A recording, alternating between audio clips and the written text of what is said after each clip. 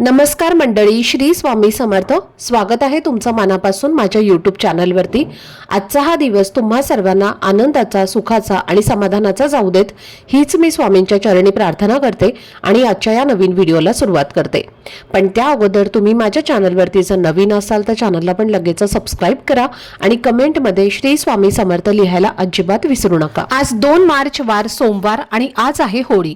त्यामुळे तुम्हा सगळ्यांना होळीच्या खूप खूप मनापासून हार्दिक शुभेच्छा. दरवर्षी फाल्गुन महिन्यातील हुताशनी पौर्णिमेला होळी साजरी केली जाते आणि आपल्या महाराष्ट्रात तिला शिमगा असंही म्हटलं जातं. आपल्या हिंदू धर्मात होळीचा दिवस अत्यंत महत्त्वाचा मानला जातो, कारण आपण हा सण वाईटावर चांगल्याचा विजय म्हणून साजरा करतो. होळीच्या दिवशी संध्याकाळी होळी पेटवली जाते आणि तिची पूजा केली जाते आणि त्या पवित्र अग्नीमध्ये आपल्या मनातील वाईट विचार, राग, मत्सर, नकारात्मकता तसेच आपल्या आयुष्यातील अडचणी, दुःख, मानसिक ताण आणि घरातील समस्या जळून जाव्यात अशी आपण प्रार्थना करतो. अशी श्रद्धा आहे की होळीपासून चांगल्या दिवसांची सुरुवात होते आणि म्हणूनच या दिवशी होलिका मातेला नमस्कार करून आपल्या घरात सुख, शांती, ऐश्वर्य आणि उत्तम आरोग्य लाभावं अशी मनापासून प्रार्थना केली जाते. होळीचा दिवस हा सर्व वाईट गोष्टींचा नाश करून नवीन सकारात्मक सुरुवात करण्यासाठी विशेष मानला जातो आणि म्हणूनच या दिवशी काही श्रद्धेने केलेले उपाय खूप प्रभावी ठरतात असं मानलं जातं.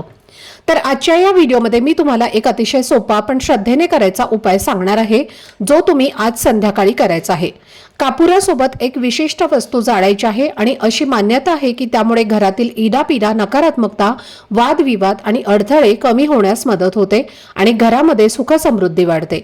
तर ही वस्तू कोणती आहे, ती कधी आणि कशी जाळायची याची संपूर्ण माहिती आजच्या व्हिडिओमध्ये मी तुमच्यासोबत शेअर करणार आहे.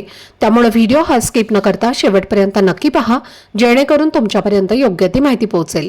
आणि तुम्ही माझ्या चॅनलवरती जर नवीन असाल तर चॅनलला पण लगेच सबस्क्राईब करा आणि बेल आयकॉनला पण प्रेस करा, म्हणजे मी जेव्हा कधीही नवीन व्हिडिओज अपलोड करेन त्याचं नोटिफिकेशन सर्वात आधी तुम्हाला मिळेल आणि तुमचा एकही व्हिडिओ हा मिस होणार नाही.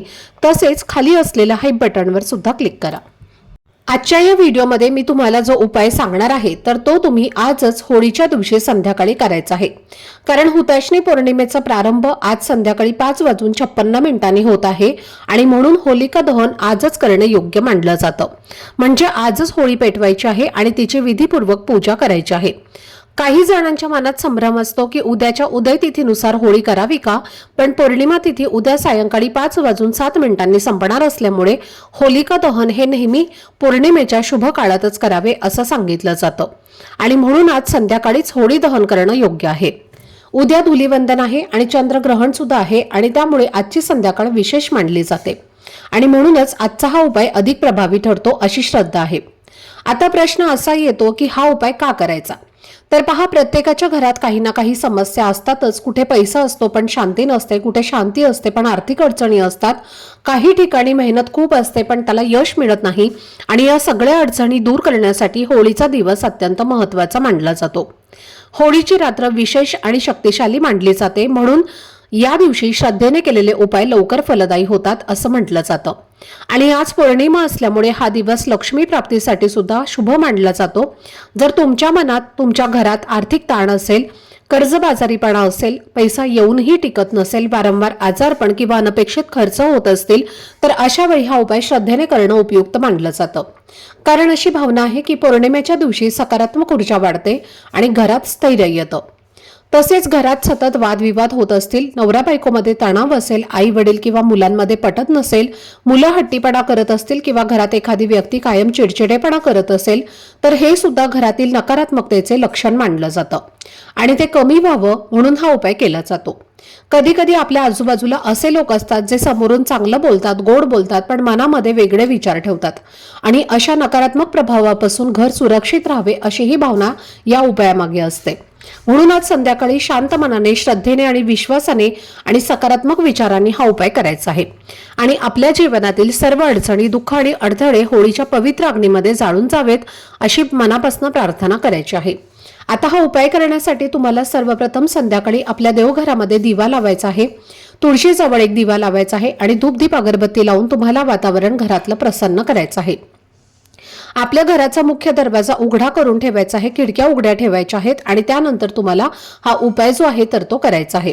हा उपाय करण्यासाठी तुम्हाला एखादी मातीची मोठी पणती घ्यायची आहे किंवा तुमच्याकडे कापूर जाळण्याचं भांडं असेल तर ते सुद्धा तुम्ही घेऊ शकता किंवा तुम्ही तामण घेतलं तरी सुद्धा चालेल। सर्वप्रथम आपल्याला त्या भांड्यामध्ये थोडेसे तांदूळ ठेवायचे आहेत आणि त्या तांदळावरती 7 भीमसेनी कापराच्या वड्या ठेवायच्या आहेत। भीमसेनी कापूर तुमच्याकडे नसेल तर तुम्ही साधा कापूर घेतला तरी सुद्धा चालेल। सोबतच तुम्हाला 5 अखंड फुलाच्या लवंगा ज्या आहेत तर त्या सुद्धा घ्यायच्या आहेत आणि 3 हिरव्या वेलची घ्यायच्या आहेत। तर ती सुद्धा तुम्हाला घ्यायची आहे हिरवी वेलची, ज्याला वेलदोडे असे सुद्धा म्हटलं जातं, जे आपण स्वयंपाकघरामध्ये वापरत असतो। तर या ज्या वस्तू आहेत तर त्या सुद्धा तुम्हाला या कापूर जाळण्याच्या भांड्यामध्ये ठेवायच्या आहेत। आणि त्यानंतर तुम्हाला काय करायचं आहे तर आपल्या हातामध्ये थोडीशी पिवळी मोहरी घ्यायची आहे। पिवळी मोहरी तुमच्याकडे नसेल तर काळी मोहरी तुम्हाला घ्यायची आहे। थोडेसे चिमूटभर काळे तीळ घ्यायचे आहेत आणि 11 काळे उडीद घ्यायचे आहेत। तर पहा, काळे उडीद जे आहेत ना तर त्याचं होळीच्या दिवशी खूप जास्त महत्त्व आहे। तिळाचं सुद्धा म्हणजे काळ्या तिळाचं सुद्धा खूप महत्त्व आहे, कारण या ज्या वस्तू आहेत तर त्या नकारात्मक ऊर्जा नष्ट करतात। त्यामुळे या वस्तू ज्या आहेत तर त्या तुम्हाला हातामध्ये घ्यायच्या आहेत। पिवळी मोहरी, काळे उडीद आणि काळे तीळ या 3 वस्तू तुम्हाला हातात घेऊन आपल्या कुटुंबातील प्रत्येक सदस्यावरनं या सर्व वस्तू तुम्हाला उतरवून घ्यायच्या आहेत। डोक्यापासून ते खाली पायापर्यंत 7 वेळेला उतरवून घ्यायच्या आहेत आणि या वस्तू सुद्धा तुम्हाला त्या कापरासोबत टाकायच्या आहेत। आता या वस्तू प्रत्येक व्यक्तीसाठी वेगवेगळ्या घ्यायच्या नाहीत, एकदाच घ्यायच्या आहेत आणि त्या सर्व व्यक्तींवरनं तुम्हाला उतरवून घ्यायच्या आहेत। आणि त्यानंतर त्या कापुरासोबत या वस्तू तुम्हाला टाकायच्या आहेत। आणि यानंतर तुम्हाला काय करायचं आहे, जी गाईची शेणाची गौरी असते, ज्याला शेणकुटा सुद्धा म्हटलं जातं, तर तिचं तुम्हाला म्हणजे गौरीचं महत्त्व जे आहे तर ते होळीच्या दिवशी प्रचंड आहे। मग खूप जास्त धार्मिक महत्त्व या गौरीला दिलं जातं। तर त्या गौरीचं कारण होळीचा जो सण आहे किंवा होळीची जी अग्नी आहे तर ती गौरीशिवाय पूर्ण होत नाही। त्यामध्ये गाईच्या शेणाची गौरी जी असते तर तिचा वापर हा आवर्जून केला जातो, कारण जेव्हा आपण गाईच्या शेणाची गौरी या होळीमध्ये टाकतो तेव्हा त्यातून निघणारा जो अग्नी आहे, जो धूर आहे, तर तिथलं वातावरण जे आहे तर पवित्र करत असतो। आणि म्हणून तुम्हाला गाईच्या शेणाची थोडीशी गौरी सुद्धा घ्यायची आहे। मोठी गौरी असेल तर त्याचा छोटासा तुकडा तुम्हाला काढायचा आहे आणि तो सुद्धा तुम्हाला त्या कापुरासोबत त्या भांड्यामध्ये ठेवायचा आहे। त्यानंतर हे जे भांडं आहे तर ते आपल्या देवघरासमोर ठेवायचं आहे आणि जो कापूर तुम्हाला प्रज्वलित करायचा आहे, कापूर प्रज्वलित केल्यानंतर या सगळ्या वस्तू त्या कापुरासोबत जळतील अशा पद्धतीने तुम्हाला त्या कापरावरती ठेवायच्या आहेत। आणि कापूर प्रज्वलित केल्यानंतर तुम्हाला तिथेच देवघरासमोर बसून थोडंसं तूप घ्यायचं आहे आणि थोडं तूप जे आहे तर ते सुद्धा या कापरावरती तुम्हाला टाकायचं आहे। आणि जेव्हा तुम्ही हा कापूर आपल्या देवघरासमोर जाळत असणार आहे तेव्हा तुम्हाला 11 वेळेला महामृत्युंजय मंत्राचा जप करायचा आहे। आणि हा जप करत असताना तुम्हाला त्यामध्ये थोडं तूप जे आहे तर ते कापरावरती टाकायचं आहे, जेणेकरून कापूर हा जास्त वेळ जळत राहील। 11 वेळेला महामृत्युंजय मंत्राचा जप करून झाल्यानंतर तुम्हाला ते भांडं तिथून उचलायचं आहे आणि त्याचा धूर हा संपूर्ण घरामध्ये तुम्हाला फिरवायचा आहे। त्यानंतर हे भांडं घेऊन तुम्हाला तुमच्या घराच्या मुख्य प्रवेशद्वारावरती सुद्धा जायचं आहे आणि ते उंबरठ्यावरती तुम्हाला हे जे भांडं आहे तर ते ठेवून द्यायचं आहे। आणि जेव्हा तुम्हाला ओम नमो भगवते वासुदेवाय नमः किंवा ओम श्री महालक्ष्मी नमः या मंत्राचा जप करायचा आहे। आता जोपर्यंत हा कापूर जळत आहे तोपर्यंत तुम्हाला याच मंत्राचा जप करायचा आहे। या भांड्यातील सर्व वस्तू जळून शांत झाल्यानंतर त्यामध्ये जी काही थोडीशी राख तयार होईल तर त्यातली थोडीशी राख तुम्हाला तुमच्या कपाळी लावायची आहे आणि घरातील प्रत्येक व्यक्तीच्या कपाळावरती एक तिलक म्हणून लावायचा आहे आणि थोडीशी राख तुम्हाला उंबरठ्यावरती सुद्धा टाकायची आहे।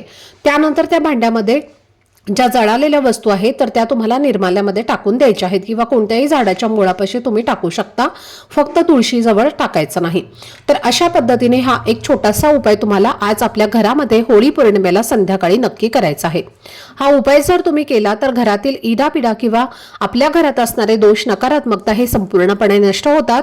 त्याचबरोबर जर तुमच्या घरामध्ये एखादी व्यक्ती सतत आजारी असेल, बीपी किंवा शुगरची गोळी चालू असेल तर तुम्हाला काय करायचं आहे, एक विड्याचं पान घ्यायचं आहे, त्या पानावरती एक गुलाबाचं फूल ठेवायचं आहे आणि त्यासोबत 1 ते 2 बत्ताशा तुम्हाला ठेवायच्या आहेत। आणि हे जे पान आहे तर ते तुम्हाला त्या व्यक्तीवरनं 31 वेळेला उतरवून घ्यायचं आहे। आणि त्यानंतर हे जे पान आहे तर हे तुम्हाला होळीमध्ये जाऊन दहन करायचं आहे, होळीमध्ये अर्पण करायचं आहे। आणि त्यानंतर होलिका मातेला आजारी व्यक्तीसाठी मनोभावे प्रार्थना करायची आहे। तर हा उपाय तुम्ही नक्कीच आजारी व्यक्तीसाठी करू शकता।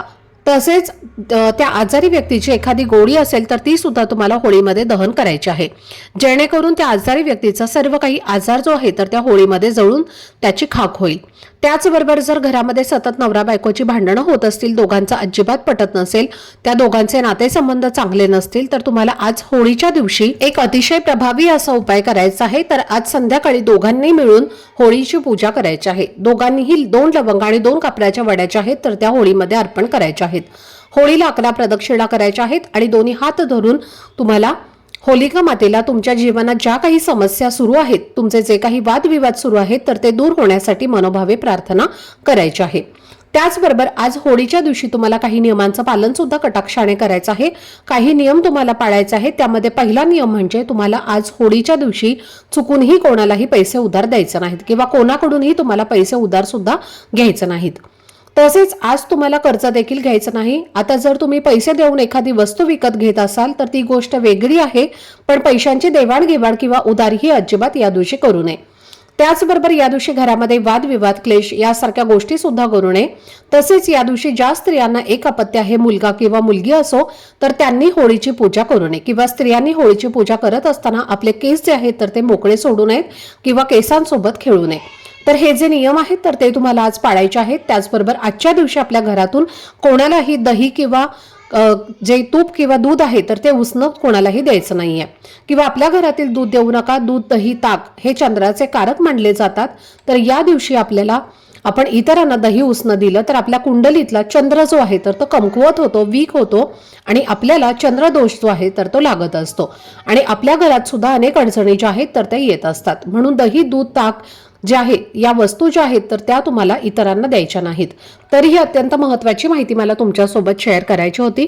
आजचा हा व्हिडिओ जर तुम्हाला आवडला असेल, माहितीपूर्ण वाटलं असेल तर व्हिडिओला लाईक, शेअर आणि चॅनलला सबस्क्राईब नक्की करा. भेटूयात पुढच्या व्हिडिओमध्ये. तोपर्यंत सर्वांना श्री स्वामी समर्थ.